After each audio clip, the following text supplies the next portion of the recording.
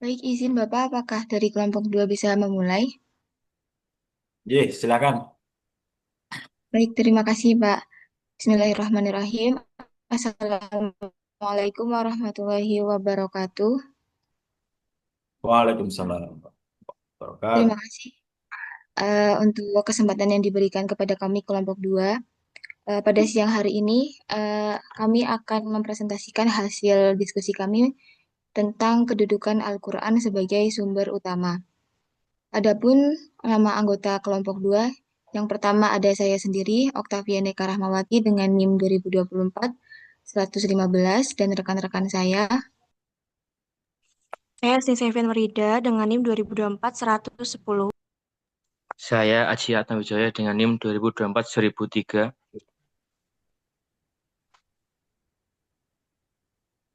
Saya Syarifal Fariski dengan NIM 2024 144.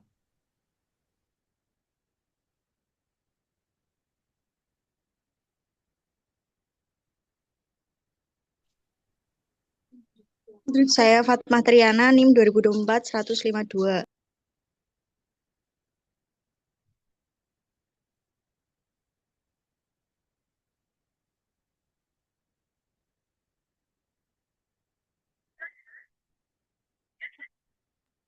Baik, saya izin melanjutkan. Dua rekan kami yang lain ada Sahir Rashid Hanifan dan juga Octavia Wibowo. Baik, langsung saja dimulai.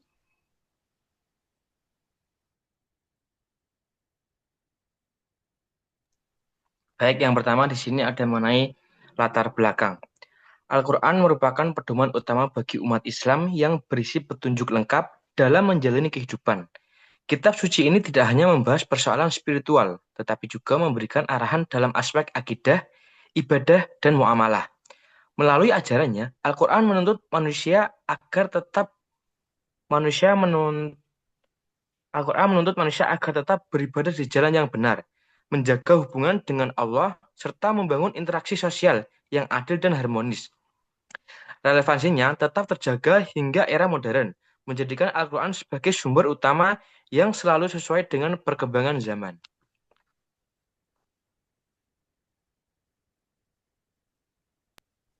Selanjutnya yaitu ada kedudukan Al-Quran. Yang satu, Al-Quran sebagai hudan linnas, yaitu petunjuk bagi manusia. Yang kedua, menjadi pedoman dalam akidah, ibadah, dan muamalah.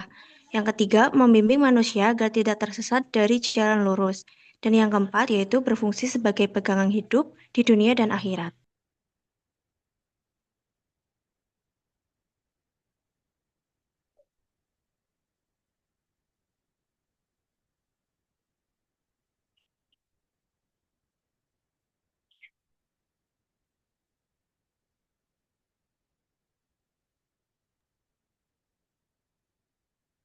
Yang selanjutnya yaitu Al-Quran dalam aspek akidah. Akidah berasal dari kata A, A yang berarti ikatan, keyakinan, dan penetapan. Akidah berasal dari keyakinan hati yang membenarkan kebenaran berdasarkan wahyu Allah, akal, dan fitrahnya manusia. Kemudian ada kedudukan surat Al-Ikhlas dan ayat kursi di dalam akidah. Surat Al-Ikhlas yaitu menegaskan tauhid Allah yang Maha Esa, tempat bergantung tidak beranak dan tidak diberanakan, serta tiada yang setara dengan Allah Subhanahu wa taala. Surat Al-Ikhlas ini juga ringkasan ajaran akidah Islam yang murni karena yaitu mengesahkan Allah yang pertama dan manusia tempat bergantung manusia, dan Allah itu satu, yaitu esa, tidak beranak dan tidak diberanakan. Kemudian ayat kursi Quran surat Al-Baqarah ayat 255, yaitu Allah Maha Hidup, yang artinya Al-Hayy dan Maha berdiri sendiri, Al-Qayyum. Kekuasaan dan ilmu Allah meliputi langit dan bumi, jadi seluruh alam semesta ini, dan meneguhkan keesaan dan kesempurnaan sifat Allah. Sekaligus di dalam ayat kursi ini yaitu menolak kesyirikan, yaitu syirik kepada Allah. Apa namanya?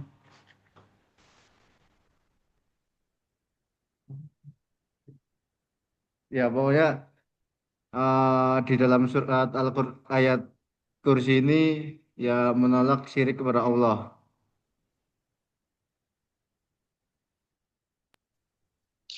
Yang selanjutnya adalah Al-Quran sebagai ibadah. Yang pertama, sholat. Terdapat dalam Quran Surat Al-Ankabut ayat 45 yang mengandung makna sholat adalah doa tertinggi seorang hamba. Di dalam Al-Quran ditegaskan bahwa sholat mencegah perbuatan keji dan mungkar. Yang kedua, puasa. Terdapat dalam Quran Surat Al-Baqarah ayat 100 yang berarti puasa berarti menahan diri dari makan, minum, dan hawa nafsu dengan niat ibadah.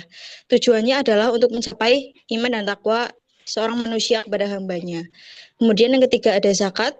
Terdapat dalam Quran Surat At-Taubah ayat 103 yang memiliki makna yaitu zakat menyucikan harta dan jiwa dan terbagi menjadi zakat mal dan zakat fitrah sebagai wujud kepedulian sosial sesama manusia.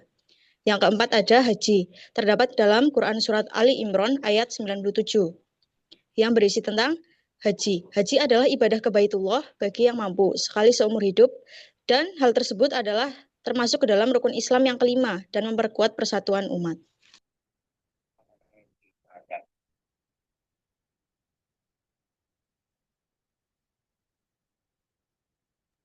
Baik, yang selanjutnya adalah ayat-ayat Al-Quran yang membahas tentang muamalah.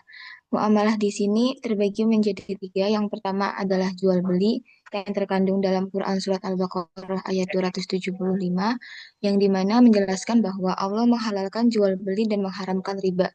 Transaksi itu harus jujur agar membawa berkah bagi kedua belah pihak yang melakukan transaksi. Kemudian yang kedua adalah keadilan dan amanah, sebagaimana terkandung dalam Quran Surat An-Nisa ayat 58, menunaikan amanah dan menegakkan keadilan adalah prinsip utama dalam muamalah. Dan yang ketiga yaitu akad, dalam Quran Surat Al-Ma'idah ayat 1, bahwa setiap janji dan perjanjian wajib dipenuhi sebagai bentuk pertanggungjawaban dan integritas.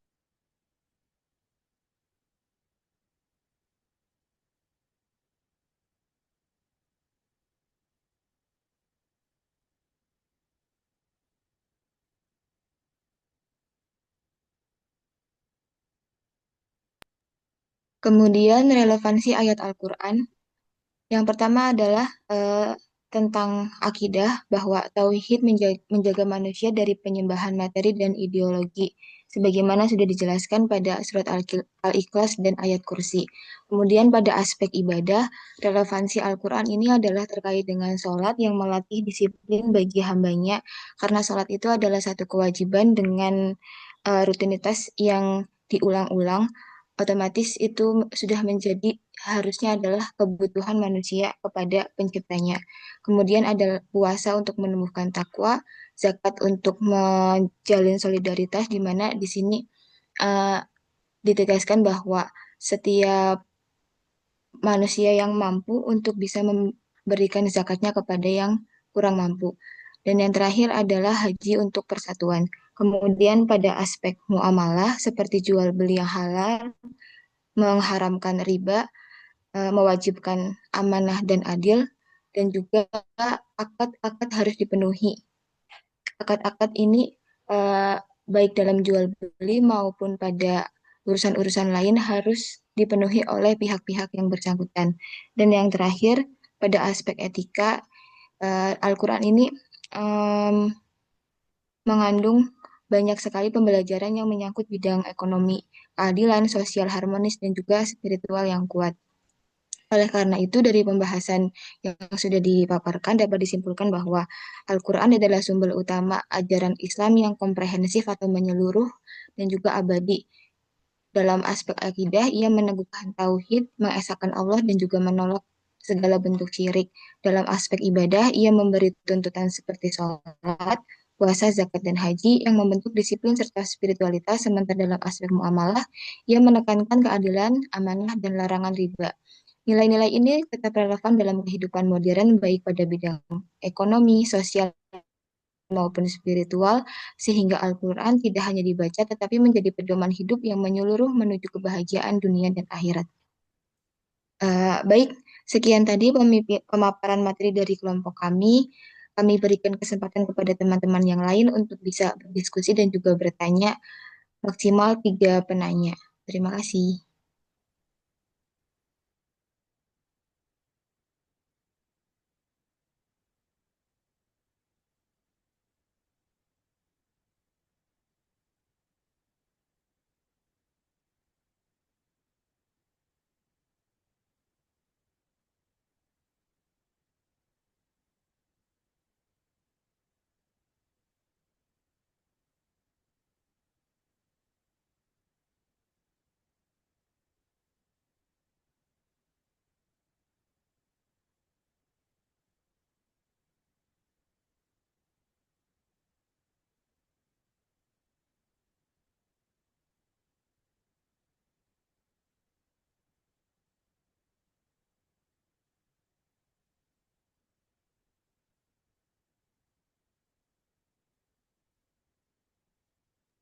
Silahkan teman-teman yang ingin bertanya ataupun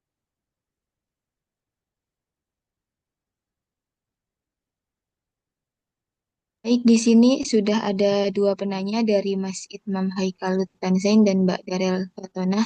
Akan kami tampung dulu untuk menunggu 1 penanya lagi.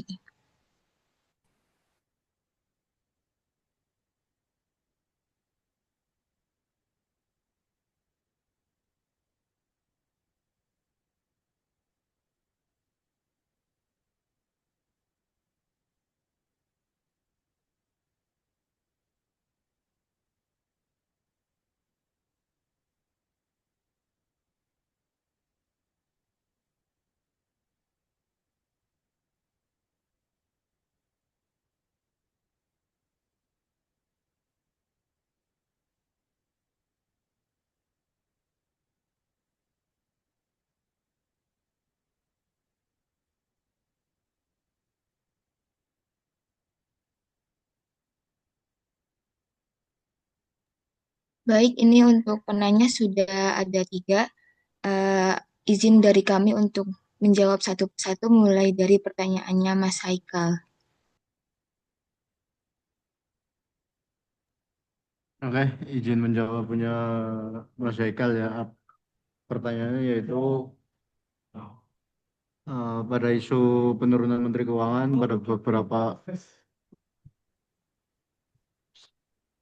pada beberapa waktu terakhir, selaras dengan apa yang disampaikan Ibu Sri Mulyani, apakah membayar pajak sama dengan berdasar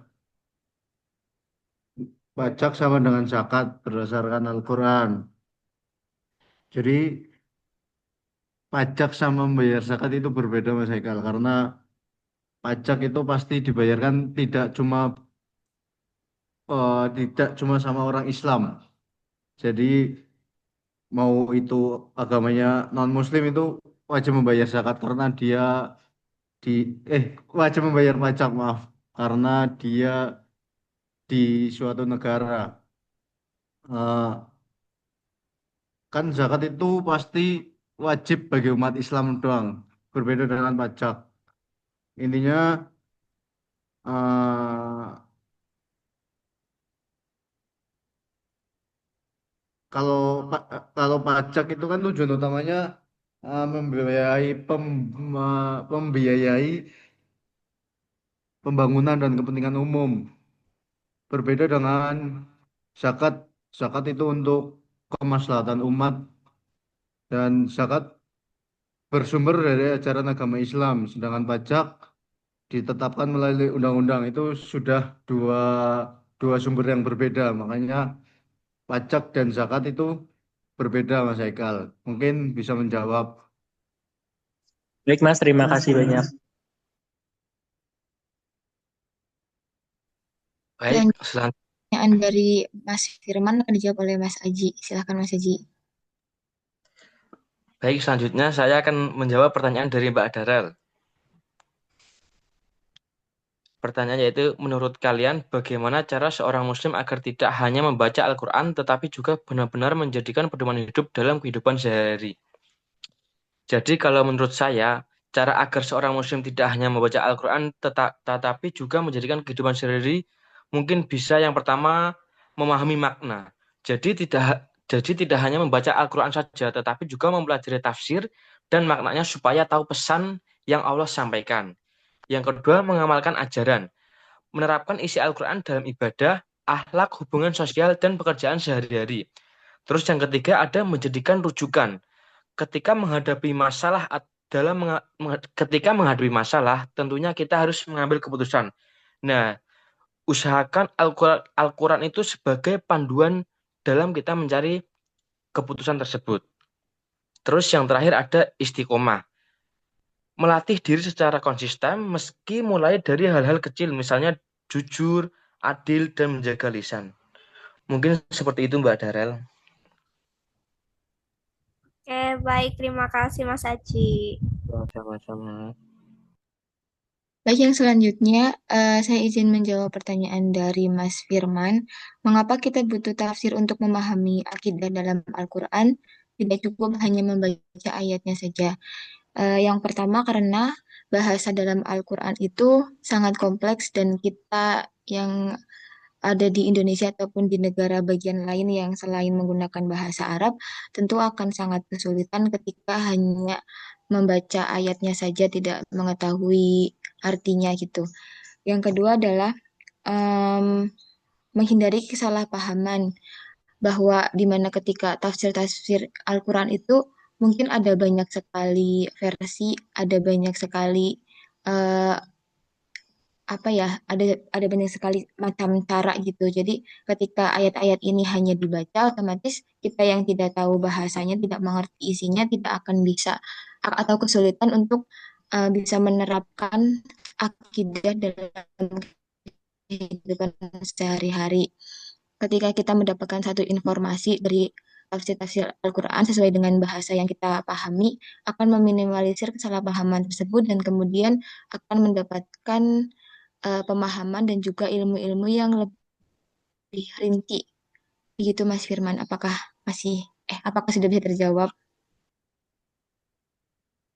Baik, Pak. Terima kasih.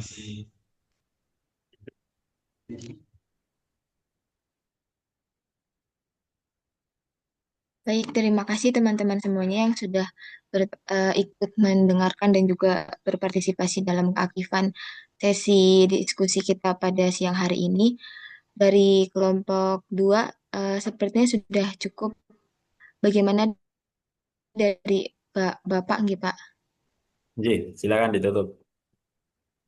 Baik, terima kasih, Pak. Kami dari kelompok 2 memohon maaf atas segala kekurangan dari kami dan terima kasih atas partisipasi teman-teman semuanya. Kami tutup. Wassalamualaikum warahmatullahi wabarakatuh. Waalaikumsalam warahmatullahi wabarakatuh. Ya, berikan aplausnya ya. Terima kasih untuk presentasinya dan juga pertanyaannya. Saya kira sudah relatif terjawab dengan baik ya. Wah, ini Mas, thank you Mas Haikal and Firman ya for your question. Menarik ini ya tentang Menteri Keuangan. Ya, beberapa apa beberapa waktu sebelum lengsernya beliau ya banyak pernyataan kontroversial ya dari dari beliau. Ya termasuk ini ya termasuk apa terkait pajak dan zakat. Ya, tadi benar disampaikan ada kesamaan ya. Misalnya sama-sama wajib ya, tapi yang satu wajib untuk eh, Muslim, yang satu wajib untuk seluruh negara. Coba saya ini ya eh, bukakan di ini misalnya di webnya Suara Muhammadiyah ya. Ini sebulan yang lalu ya, berarti eh, merespon isu itu juga ya, opini tadi. Tidak selalu sama, berarti ada yang sama ya. Begini perbedaan antara zakat dan pajak. Oke. Ada titik temu nih ya, titik temu antara zakat dan pajak atau kesamaan. Yang pertama, keduanya bersifat wajib, mengikat atas harta penduduk suatu negeri. Ya, kalau suatu negeri, kalau bedanya hanya kalau yang zakat untuk Islam tadi ya. Kedua, baik zakat maupun pajak biasanya disetorkan pada lembaga resmi ya, demi memastikan penarikan dan penyalurannya. Ketiga, ya, tujuan keduanya memiliki kemiripan, ya, mengatasi persoalan ekonomi dan mengentaskan kemiskinan. Ya, tentu kalau zakat itu ada 8 asnaf ya, 8 asnaf, 8 golongan mustahik yang berhak menerima zakat ya. Itu ada dalam At-Taubah ya. Eh, dari segi makna istilah ya tentu beda ya. Zakat ya, bersih, mensucikan. Sementara pajak ya ini katanya al-usuriyah, pungutan wajib. Jadi pungutan ya. Dasar hukumnya ya beda ya. Satu Al-Quran, yang satu lagi Al-Quran ini atau ayat eh, 103 dan Al-Baqarah 43. Ya sedangkan apa pajak ya berdasarkan undang-undang ya, undang-undang negara dan keputusan politik fiskal, bukan pada nas agama. Ya seperti ketika di era Jokowi dinaikkan jadi berapa? Dinaikkan 1% ya, kemudian dibatalkan oleh Prabowo. Motivasinya juga lain ya, motivasi pembayarannya. Kemudian nisabnya ya perhitungannya juga berbeda ya. Ya zakat relatif lebih murah karena minimal 2,5%. Pajak yang sudah sampai 10% pun dibuat progresif. Itu kan ada beberapa keluhan ya dari apa teman-teman ASN. Ketika naik golongan, karena pajak progresif juga naik ya. Naik satu tingkat yang tadinya 10% pajaknya jadi naik 15% gara-gara naik satu tingkat. Dan ketemu apa gajinya ya relatif sama, tidak jauh. Padahal beban dan tanggung jawabnya bertambah. Ini juga perlu direview ya terkait pajak progresif yang luar biasa ya dari 10 ke 15%, 20%. Mereka naik gaji, naik golongan seolah-olah kemudian ya tidak jadi, tidak mendapatkan hak yang lebih ya karena tanggung jawab yang lebih. Hobi kan dikenal, perhitungan dan penyalurannya tadi ya 8 asnaf, perhitungannya jelas, menerimanya. Ya ini kesimpulannya ya. Melihat perbedaan ini, jelaslah bahwa pajak dan zakat adalah dua kewajiban yang berdiri sendiri ya. Membayar pajak tidak menggugurkan kewajiban zakat dan membayar zakat tidak menghapuskan kewajiban pajak. Zakat adalah perintah langsung dari Allah yang berdimensi ibadah dan sosial. Ya, sementara pajak adalah instrumen kebijakan negara untuk mengatur perekonomian dan pembangunan. Ya, menggabungkan keduanya, zakat dan pajak tanpa memahami perbedaan mendasar hanya akan menimbulkan kekeliruan dalam beragama dan bernegara. Kalau yang saya pahami dari pernyataan Ibu Sri Mulyani itu ya tidak sepenuhnya menyamakan juga ya, tidak sepenuhnya menyamakan. Eh, mungkin identik, gitu. Identik tapi tidak sama. Oke, thank you, Mr. Haikal and Mr. Firman. Baik, Good. Pak. Oke. Ya, kalau ada yang ingin disampaikan, boleh silakan raise hand or open your mic atau tulis di kolom chat ya. Kemudian the second question ya from Miss Darel Fatona Amalia. Menurut kalian bagaimana cara seorang muslim agar tidak hanya membaca Al-Quran tapi juga benar-benar menjadikannya pedoman hidup dalam kehidupan sehari-hari? Ya, eh, umumnya ya, lazimnya umat Islam itu lebih senang membaca Al-Quran Arabnya saja ya. Bahkan lomba hatam-hataman ya, setiap Ramadan, lomba hafalan, tapi tidak pernah tahu artinya. Benar ini ya, good question ya. Padahal itu hudalinas ya, petunjuk bagi manusia. Ya suka nggak suka ya kita harus apa membaca terjemahnya ya biar tahu. Kecuali kalau kita bisa berbahasa Arab. Ya. Padahal mukjizat Al-Qur'an ya di situ. Ketika kita em, memahami dan mengamalkan isinya. Isinya ilmu. Nah, ilmu itu adalah mukjizat. Ilmu bisa merubah peradaban manusia.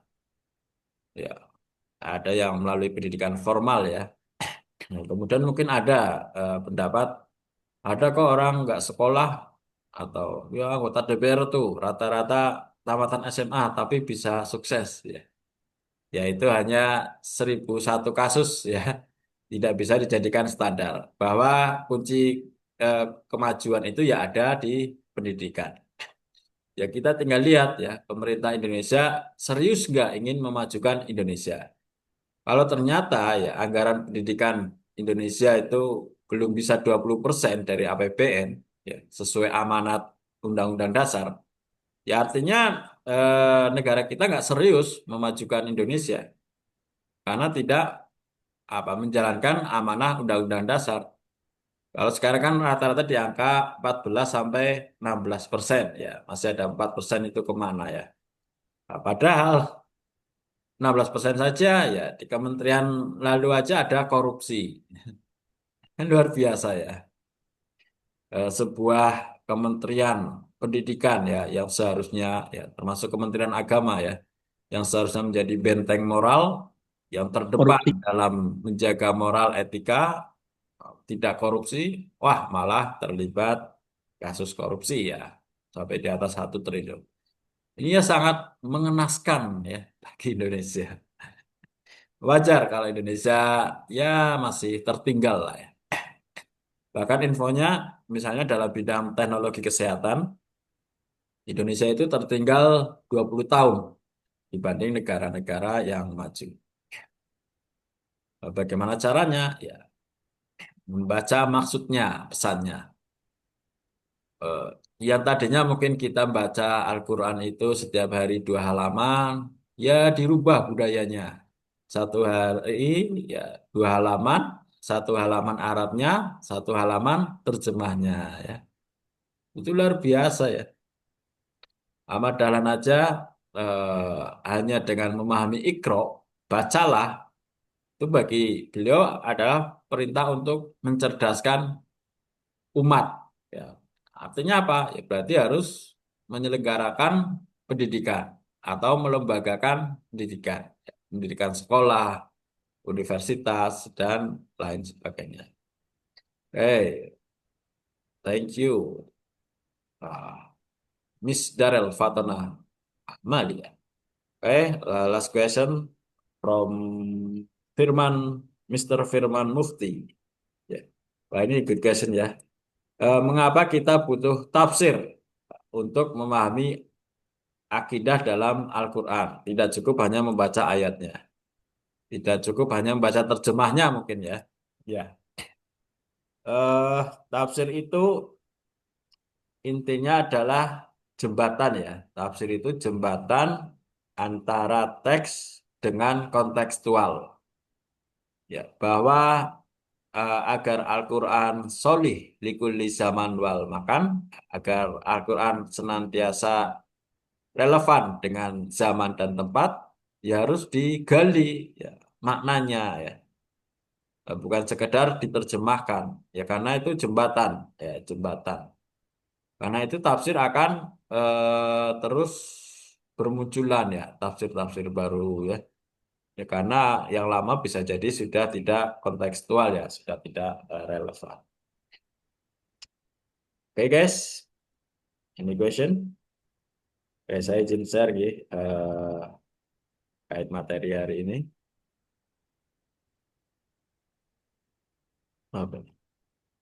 Wis, kalau ini nggak bisa diotak-atik ya.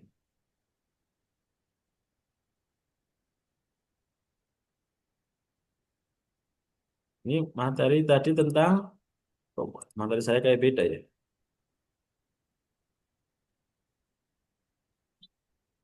Oh ya oke. Oke, pertama terkait akidah ya. Oke, ya, namanya surat Al-Ikhlas, ya, tapi tidak ada diksi atau kata Al-Ikhlas dalam surat ini. Ya, ini menurut beberapa jumhur ulama, mereka berpandangan bahwa ya kekuatan tauhid seorang, akidah seorang, atau keikhlasan seorang itu ya tidak eh, bisa seutuhnya digambarkan dalam perilaku lahiriah ya. Karena ya yang namanya lillah ya, untuk Allah itu ya fi qalbi hahuna, ya ada dalam hati, yang tidak selalu sama ya dengan yang ada di permukaan. Walaupun ada itu ya, kalau nggak salah hadis apa yang menggambarkan bahwa yang lahir itu menggambarkan apa yang ada eh, di batin itu ya. Apa al-zahir ya dulu alal batil ya, menunjuk ya dulu alal batin ya, menunjukkan apa yang ada dalam batin seorang. Ya, tapi tidak bisa seutuhnya ya, tidak bisa sepenuhnya. Ya. Pertama landasan teologisnya ini ya, qul huwallahu ahad. Artinya apa? Qul huwallahu ahad. Ya, mungkin semua hafal ya Al-Ikhlas. Insya Allah pasti hafal. Tapi kadang kita tadi pertanyaan tadi tidak tahu artinya. Ya nanti ketemunya seperti sholat. Ya. Sholat itu kan doa, doa. Kita sedang berdoa. Kalau berdoa, kau tidak tahu apa yang diminta, kira-kira Tuhan akan mengabulkan nggak permintaan kita? Nah, ini kan penting. Penting tahu agar bisa menghayati ya. Oke, nanti ada ya. Kemudian eh, ayat kursi ya. Mungkin di negara lain tidak ada menyebutnya ayat kursi. Ini hanya di Indonesia ya. Yang sesungguhnya artinya ya singgasana. Ya, ya inilah yang Al-Quran mukjizatnya eh, dianggap sebagai sesuatu yang mistis itu ya. Jadi memajang tulisan ini ayat kursi di tembok ya, agar tidak diganggu oleh makhluk halus dan lain sebagainya. Ya, tidak seperti itu ya, bahwa mukjizat Al-Quran itu ya ada dalam ilmunya ya, sebagai hudan, petunjuk. Petunjuk itu kan ilmu ya, petunjuk untuk meraih hasanah fid dunya wal akhirah.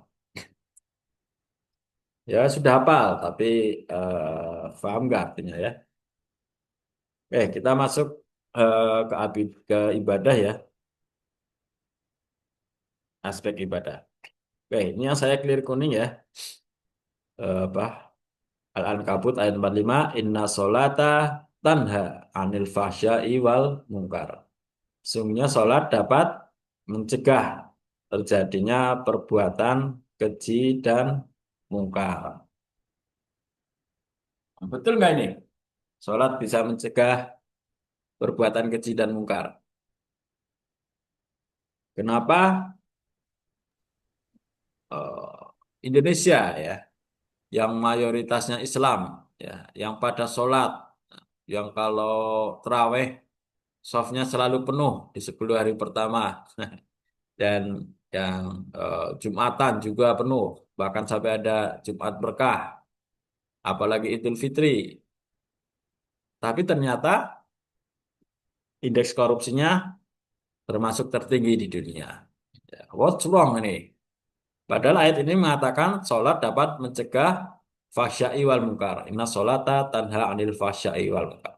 Sholat dapat mencegah perbuatan keji dan mungkar. Sholat dapat mencegah perbuatan korupsi. Seharusnya seperti itu. Idealnya, teksnya tadi ya. Nah, terus kenapa Indonesia yang mayoritas Islam, yang bahkan disebut sebagai negara religius, ya, tapi indeks korupsinya tinggi. Ya ini yang membuat orang tidak simpati terhadap Islam, ya. Bisa dikatakan orang-orang Islam nggak tegas terhadap perilaku korupsi, sehingga merajalela, ya. Sehingga mereka tidak respect, ya, tidak respect terhadap, tidak welcome terhadap Islam. Ya, ini tentunya mutlak kebenarannya, ya, bahwa sholat sesungguhnya dapat mencegah perbuatan keji dan mungkar. Sesungguhnya sholat dapat mencegah dari perbuatan korupsi. Seperti kata Nabi, ya, ida solaha, solaha sairul awamiri. Apabila baik sholatnya, maka insya Allah amal yang lain juga akan baik. Ya. Wa ida fasadat, fasada sairul awamiri. Dan jika sholat kita rusak atau kurang baik, ya, insya Allah amal yang lain juga tidak baik. Karena sholatnya rusak, maka ada fahsya'i wal mungkar, ada perbuatan keji dan mungkar, termasuk di dalamnya korupsi, ya.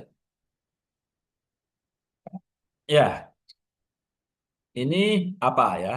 Pertama, melihat kualitas dan kuantitas sholat kita. Oke, yang pertama kuantitas dulu misalnya, ya. Ya, upayakan sholat kita jangan minimalis, ya. Jangan hanya 17 rakaat, jangan hanya 5 waktu. Ya, tambahlah dengan sholat-sholat sunnah, rawatib, duha, syukur qiyamul lail, ya, tahiyatul masjid. Ya, harapannya menyempurnakan sholat wajib kita yang, ya, yang tadi dikatakan kurang baik, ya. Ya, tahajud kalau belum terbiasa, ya, bisa dimulai dengan, ya, 2 rakaat plus witir, ya. Nanti sampai 11 rakaat. Oke. Kemudian yang harus diperbaiki dari sholat adalah dari aspek kualitas, ya. Yang pertama tentu adalah innamal a'malu binniyat. Yang pertama, ya, terus memperbaiki niat kita. Innamalikum riri manawa. Sesungguhnya perkara itu ya tergantung niatnya, ya. Lillah atau li ghairi Allah. Untuk Allah atau untuk selain Allah. Itu jadi muhasabah kita. Oke. Yang kedua tentu memperbaiki kualitas sholat dengan sesuai tuntunan Rasulullah SAW. Ketiga, ya, walaupun ini bukan syarat sahnya sholat, yaitu khusyuk. Tapi khusyuk ini sangat, ya, sangat-sangat berpengaruh dalam membentuk kepribadian kita. Ya, khusyuk bukan sah-sahnya sholat. Untuk bisa khusyuk, tadi benar, ya. Salah satunya harus tahu apa yang kita baca dalam sholat, ya. Karena sholat doa, sholat itu doa. Kita sedang berdoa, ya. Harus tahu, ya. Ya, misalnya Allahumma ba'id baini wa baina khotoya ya kama ba'adta bainal masyriqi wal maghrib. Ya, setelah takbir, ya, dalam iftitah tadi kita berdoa, ya, agar Allah menjauhkan kita dengan kesalahan kita sebagaimana jauhnya timur dan barat. Ya, pertama harus tahu artinya. Kedua, dihayati, ya. Karena tahu artinya saja tidak cukup. Ya, para pejabat di apa legislatif, yudikatif, eksekutif yang korup, mereka tahu Pancasila, hafal, apalagi pakai bahasa Indonesia. Tapi karena tidak dihayati sepenuh hati, ya, sehingga tidak apa berubah kepribadian mereka, ya. Luar biasa, ya. Ya, ini bagaimana agar Al-Ankabut ayat 45 ini eh, terwujud, ya, kita harus senantiasa memperbaiki sholat. Ketika tadi Nabi mengatakan ida sholaha sholaha awamiru amarihi, ya. Ketika kita ada persoalan, ya, itu artinya pertama yang harus kita lihat, ya, ada persoalan yang nggak kunjung selesai itu ya. Yang harus kita lihat atau koreksi lagi sholat kita, ya. Niatnya, wudhunya, sholatnya eh, sudah sesuai apa belum ya. Ini dalam konteks bahwa kita sebagai seorang muslim ya ukurannya ada di sholat. Ya, bahkan apa inna inna awalu eh, apa hasad ya yang dihisab yang pertama adalah sholatnya di yaumul akhir. Makanya tadi ida fasadat fasada sairul awamil. Kemudian ini ayat tentang ibadah itu ayat tentang sholat Al-Ankabut 45 ya. Kemudian ini tentang ya zakat ya. Tentang ibadah maliyah. Lebih sempurnanya tentang ibadah maliyah. Di dalam Islam ya tidak hanya zakat, ibadah maliyah ya ada infak, ada sedekah, ada wakaf, ada hibah, ada apa dam dan lain-lain sebagainya. Walaupun itu denda ya. Nah, apa perbedaan apa zakat, infak dan sedekah? Tadi kalau kita membedakan antara zakat dengan pajak. Kalau zakat dengan infak apa? Dengan sedekah apa? Ya, ya identik, tapi tidak sama ya, tidak sama persis. Ya. Ya, zakat dengan infak eh, sama-sama terkait mengeluarkan harta ya, harta benda. Kalau sedekah kan kulu ma'rufin sodakoh. Ya, setiap perbuatan baik itu ya sedekah ya. Apa saja perbuatan baik, termasuk tersenyum ya. Tabassamuka ila ahika as-sodakoh ya. Senyummu kepada saudaramu adalah sedekah. Ya, ayo yang hari ini belum tersenyum, tersenyumlah ya, biar dunianya juga ikut atau duniamu ikut tersenyum. Kemudian salam ya, apa senyum salam sapa ya. Atau salam dulu ya, salam senyum sapa. Salam juga sedekah ya, karena mendoakan ya, assalamualaikum, keselamatan untukmu ya. Menyapa juga bagian dari sedekah, karena menyapa itu perbuatan baik ya, karena silah arah menyambung silaturahim. Di ayat ini memerintahkan hud min awalin sodako, ambillah dari harta mereka sebagai sodako. Tutahhiruhum wa tuzakkihim biha, yang akan membersihkan dan mensucikan mereka. Washolli alaihim, dan doakanlah mereka.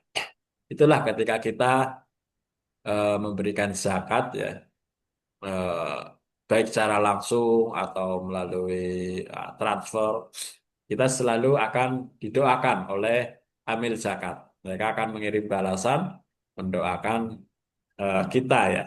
Ini memang tuntunannya seperti itu. Amil zakat, panitia zakat atau pengelola zakat ya wajib mendoakan mereka yang sudah berzakat. 2,5% ya.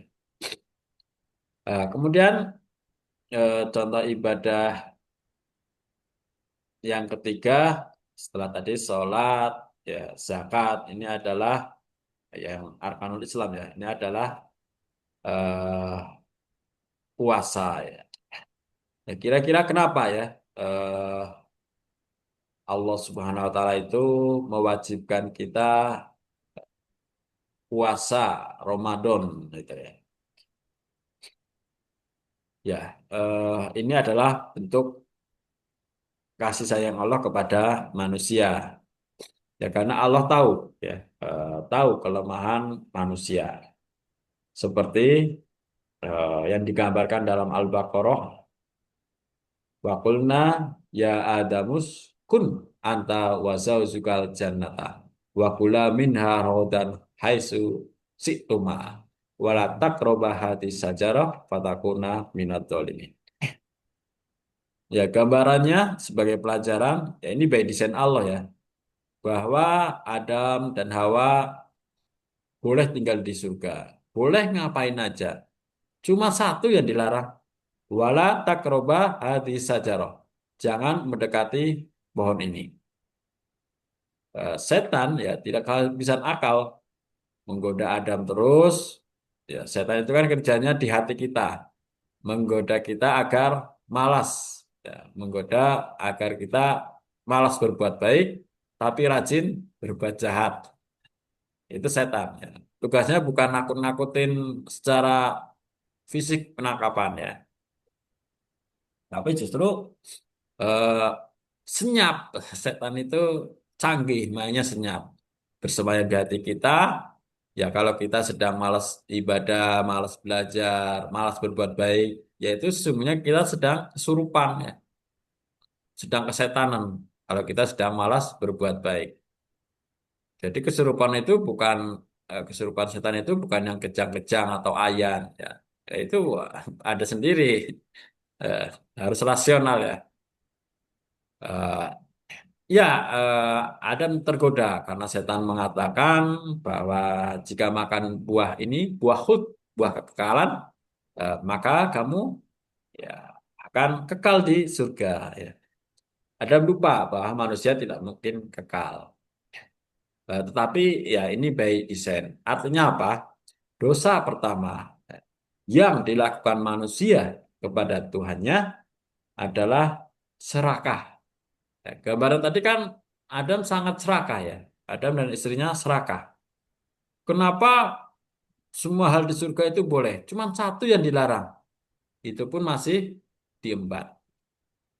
Ya sama lah ya dengan para pejabat kita ya yang punya indeks korupsi tinggi. Ya mereka kan orang-orang yang serakah. Gajinya kan rata-rata di atas 100 juta ya, miliar. Masih korupsi. Itu kan serakah. Nah, puasa ini yang artinya al-imsak. Imsak itu menahan, ya, menahan diri agar tidak serakah, dilatih ya. Nah, pertanyaannya kembali seperti sholat. Setiap tahun kita sudah dilatih Allah dengan puasa, biar tidak serakah. Tetapi kenapa indeks korupsinya masih tinggi? Berarti ada juga yang keliru dengan puasa kita. Ya, puasa yang tidak membekas, yang tidak berpengaruh pada kepribadian kita. Nah, itu ya. Eh, La'allakum tatakun. Tujuannya agar kamu semakin taat pada Allah. Tujuan puasa.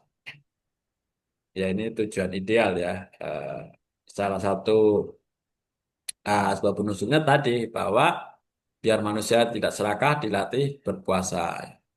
Dimulai dari hal yang fisik ya, menahan diri makan dari subuh sampai maghrib, termasuk berhubungan suami istri, eh, minum. Kemudian ya walaupun tidak membatalkan, ya, tidak dibenarkan berkata kotor, bohong, menyakiti. Ya. Dan juga yang ketiga bahwa apa visi atau tujuan ibadah-ibadah mahdoh ini sebagai pemenuhan arkanul Islam ya. Bagaimana firman Allah ya, udhulu bisilmi kafah. Masuklah kamu ke dalam Islam ya secara keseluruhan ya, secara sempurna. Dari 5 arkanul Islam itu ya berusaha untuk dipenuhi ya. Nah, kemudian aspek yang ketiga dari ibadah ya, tadi sholat, zakat, puasa, kemudian yang keempat ini ya, terkait ibadah ya, hilal Mekah ya, walillahi ala nas hijjul bait ya.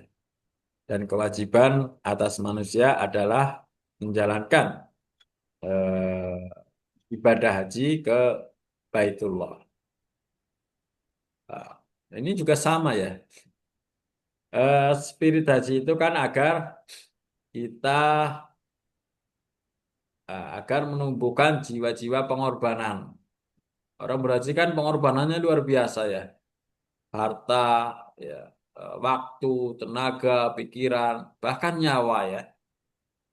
Tapi kenapa Indonesia yang menjadi salah satu penyumbang jamaah haji terbesar, eh, konon infonya adalah 10% dari 10 penjuru dunia, 10% itu dari Indonesia. Ya, kalau jumlah penduduk sekarang 300 juta, berarti ada berapa? Agak 10% berarti ya. 1% kalau nggak salah ya. Sekitar 3 juta lah ya. Setiap tahun 3 juta jamaah haji. Tapi kenapa ya, ya para koruptor tadi yang beragama Islam ya tetap haji ya. Atau tadi sholat ya STMJ ya. Sholat terus maksiat jalan. HTMJ, haji terus maksiat jalan. Eh, dan lebih cilaka lagi, Kementerian Haji periode lalu ada korupsi ya. Padahal di dalamnya banyak ya orang-orang yang paham agama ya, ulama, kiai, yang seharusnya menjadi benteng moral ya. Kementerian Haji kan harusnya jadi benteng moral, benteng etika. Terendus oleh KPK ya. Ada dana lebih dari 1 triliun yang dikorupsi. Itu kan gila ya.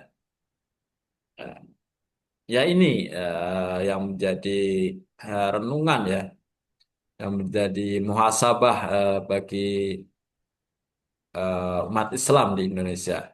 Seakan-akan ibadah-ibadah tadi, sholat, zakat, puasa, haji ini tidak mampu membentuk karakter yang Islami, kepribadian Muslim yang sesuai Al-Quran.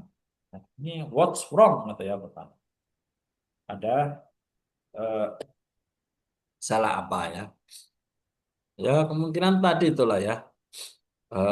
Ibadah-ibadah ini hanya sebagai ritual, tidak dihayati ya sehingga diamalkan.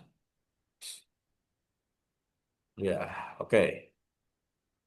Ya seperti pepatah apa? Prancis apa mana itu? Ya, ikan busuk dimulai dari kepalanya, dari pemimpinnya ya. Indonesia sekarang belum maju, ya wajar ya sudah kelihatan sebab-sebabnya. Oke, kita bicara eh, terkait riba ya. Ini saya kira sangat relevan ya dengan kelas manajemen. Jadi riba ya dalam pandangan Muhammadiyah, oke lah setuju kalau itu apa keuangan syariah atau perbankan syariah ya itu relatif lebih terbebas dari riba ya. Walaupun tidak mutlak ya eh, atau belum sempurna. Tapi Muhammadiyah memandang terkait bank konvensional misalnya. Jika ya bank konvensional itu milik pemerintah, maka dihukumi boleh atau tidak haram. Nah, karena di dalamnya ada kemaslahatan ya, yang luas untuk seluruh warga Indonesia. Dan ya seperti ya ya hampir seperti BPJS ya, ada unsur gotong royong. Yang punya uang nabung, yang tidak punya dipinjemi ya. Tapi bank konvensional yang milik swasta bagi Muhammadiyah itu masuk haram ya. Nah, karena kemaslahatannya tidak sebesar untuk bank pemerintah, yaitu kemaslahatannya hanya untuk pemilik dan keluarganya atau gengnya lah ya, geng Solo atau geng BCA atau geng apa itu. Ya. Dan nah, kita lihat ayat ini ya, Ali Imran 130. La takulu, janganlah kamu makan riba, afan mundu afan, yang berlipat ganda. di ayat ini yang nggak boleh itu riba yang berlipat ganda. Bagaimana dengan riba yang tidak berlipat ganda? Nah, yang menarik ya. Ya, lipat yang apa adnafan mudha'afan ya, riba yang berlipat ganda ini ya seperti rentenir atau mungkin pinjol itu ya. Yang kalau Anda minjem 1 juta dalam beberapa waktu macet bisa jadi 5 juta. Ya, ini adnafan mudha'afan jelas ya mutlak. Kemudian memahami riba ini ya Muhammadiyah selain melibatkan ulama juga melibatkan ya pakar ekonomi keuangan. Artinya apa? Bahwa adnyafan mudha'afan ya bunga lah kita ya. Bunga yang berlipat ganda itu diharamkan. Lalu bagaimana dengan bunga yang dianggap wajar ya? Karena misal tidak terlalu jauh dengan inflasi ya. Kalau inflasi misalnya setiap tahun 7%, kemudian bunga 11%, 10%, itu kan masih rasional ya. Apalagi kalau jangka panjang. Ya karena adanya inflasi, ya, nilai mata uang kan pasti turun ya. Ya saya dulu 94 ya, misalnya tahun 1994 di Pondok, ya masih ingat ya. Kalau beli mie ayam harganya Rp500. Saya dulu uang sakunya Rp50. Jadi ingat, wah kalau beli mie ayam dapat 100 nih. 100 mangkok. Tapi kan sekarang nggak ada. Sekarang sudah naik 20 kali lipat. Nah, ya itu artinya beberapa tokoh Muhammadiyah memahami selisih atau riba yang tidak boleh itu ya yang adafan mudu'afan. Selama selisih itu masih rasional ya tidak jauh dari inflasi ya halal ya. Karena riba yang diharapkan itu kan yang menindas, yang membuat, yang memberatkan. Dan ini mohon maaf agak cilakanya juga ternyata ya eh, koperasi syariah atau BTN syariah atau bank syariah itu kan apa marginnya relatif lebih mahal daripada bank konvensional milik pemerintah. Ini jangan-jangan yang pemerintah malah karena suku bunganya paling rendah ya malah yang paling islami daripada bank syariah itu ya. Jajan BNI, BRI kurnya yang sangat murah itu lebih islami daripada bank pemerintah yang syariah, yang relatif lebih mahal. Karena yang dilihat di makosid syariah kan di situ tujuannya ya. Masa yang, nah, kenapa? Masa yang,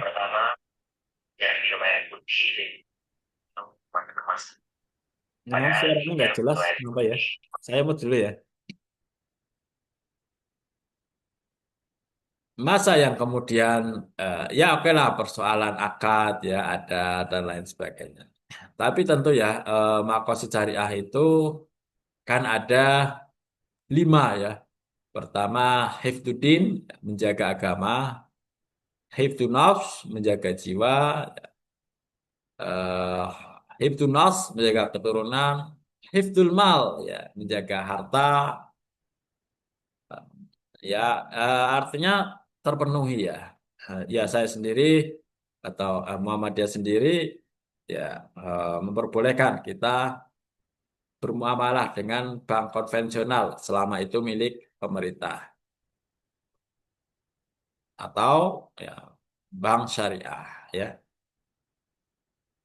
Ya tentu masih terus di ini ya digali terus ya aspek-aspek akadnya ya akad muamalahnya. Dan misalnya apa ya menghukumi kripto itu ya kripto trading forex eh, fatwa tarjih terakhir ya menghukumi itu haram ya. Tapi ini fatwa dinamis. Persis dulu seperti fatwa jual beli online. Awalnya kan ada ya yang mengharamkan, tapi sifatnya dinamis. Kemudian menjadi boleh ya, ketika eh, ya unsur-unsur yang dilarang itu hilang, ya, tidak ada penipuan, ada kejelasan akad, ya, barang yang dijual belikan sesuatu yang halal, maka menjadi boleh. Dan ini sesungguhnya ya, bisa jadi instrumen seperti investasi seperti kripto, ya, trading, forex, eh, itu sebenarnya nggak masalah ya.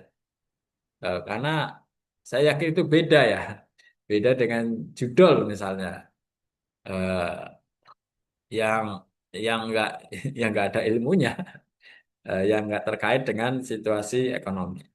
Karena kalau kita bicara resiko ya, bisnis pun ya sama resikonya tinggi. Anda dikasih 2 miliar belum tentu sukses ya. Dikasih 2 miliar suruh usaha belum tentu sukses.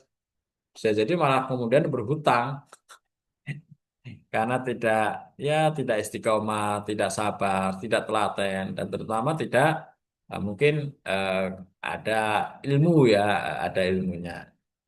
Nah ini menarik ya. Tapi fatwa terakhir memang seperti itu. Nah, sebenarnya itu kan instrumen investasi. Itu bahayanya ketika kita membuat fatwa sepihak ya. Ahli agama membuat fatwa sepihak tidak melibatkan mereka yang paham investasi. Sama terkait riba ya. Wa halallahu al bai'a wa harrama riba. Ya kita juga harus melihat asbabun nuzul ayat ini ya. Kalau dulu praktek riba yang awal itu kan ya barang ya, barang barter itu. Barter tapi berbeda ininya ya, nilainya ada kelebihan. Nah, itu yang nggak boleh ya. Kalau apa koperasi syariah, bank syariah yang benar-benar tidak ada margin ya, tidak ada apalah bunga atau bagi hasil koperasi syariah. Ya itu kan Qardul Hasan, hanya Qardul Hasan. Ya murabaha, mudharabah, itu semuanya kan tetap ada. Hanya namanya penjualan ya. Kalau murabaha ya, misalnya pengen beli motor lewat apa perbankan syariah, ya, banknya yang mencarikan. Tapi ternyata prakteknya juga enggak, karena itu merepotkan ya. Prakteknya akhirnya ya dikasih uangnya, kamu nyari sendiri. Seperti itu. Kalau saya memahami lebih ke substansinya ya. Substansinya praktek-praktek yang kita lakukan jangan sampai merugikan atau memberatkan orang lain. Eh, Nih prinsip nih ya.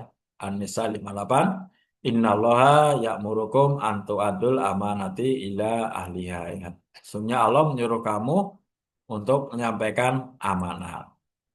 Ya, kalian nih ya, kecenderungan orang manajemen itu kan nah, kalau nggak jadi pemimpin ya jadi manajer gitu ya.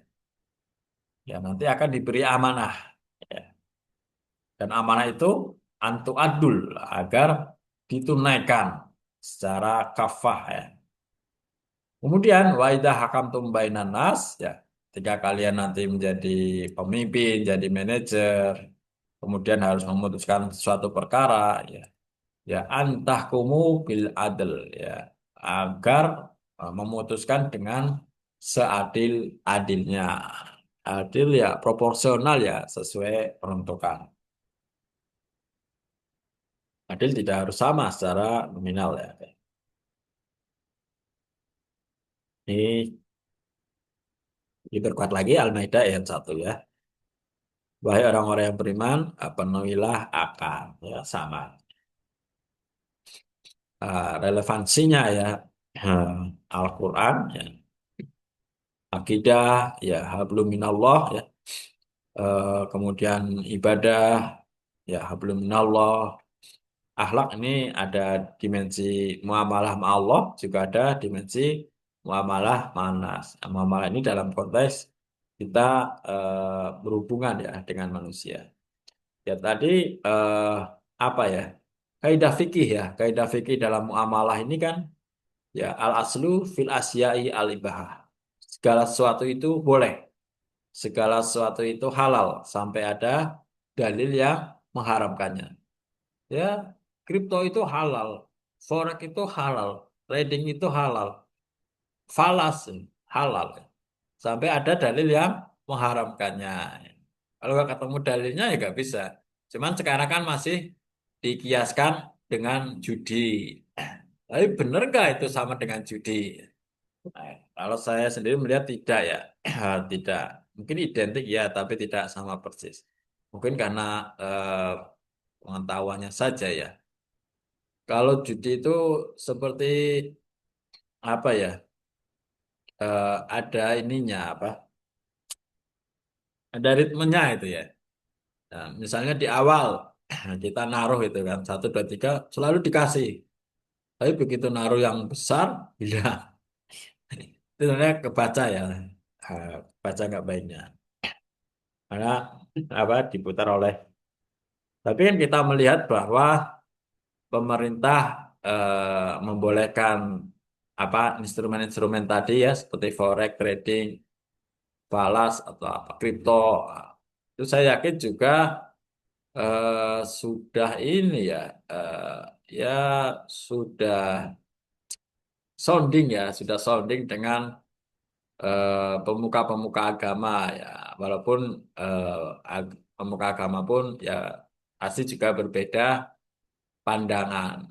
Tapi kenapa sampai sekarang kita melihat pemerintah tidak menyamakan antara tadi kripto, forex trading, falas dengan judi ya. Tapi judi aja juga ada yang di backingi ya. Oke. Muamalah tadi prinsip pertama itu ya, hatta ya dulu ala dalil tahrimi sampai ada dalil yang mengharamkan. Dan Nabi sendiri mengatakan ya, antum a'lamu bi umuri dunyakum. Ya kamu itu ya lebih tahu urusan dunia. Oke, last slide ya. Islam sebagai agama kafah ya, udhulu fisil. Ya di dalamnya meliputi 4 aspek sebenarnya ya, muamalah ma Allah, muamalah ma Anas yang terintegrasikan dalam 4 aspek ya. Akidah, ibadah, akhlak dan muamalah duniawi ya. Oke, saya kira itu karena tidak ada apa yang ingin disampaikan di kolom chat, tidak ada yang rese, tidak ada yang open mic. Saya kira cukup untuk hari ini.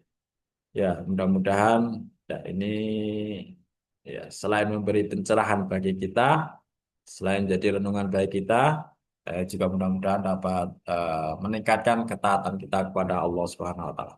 Oke, sekali lagi terima kasih untuk semuanya presentasi, pertanyaan serta jawaban dan atas partisipasinya. Haya nahtatim hadal majelis. Alhamdulillah. Bikirati hamdalah. Alhamdulillah. Alhamdulillah alamin. Jazakumullah khairan. Wassalamualaikum warahmatullahi wabarakatuh. Waalaikumsalam warahmatullahi wabarakatuh. Terima kasih. Yes, you're welcome. Thank you.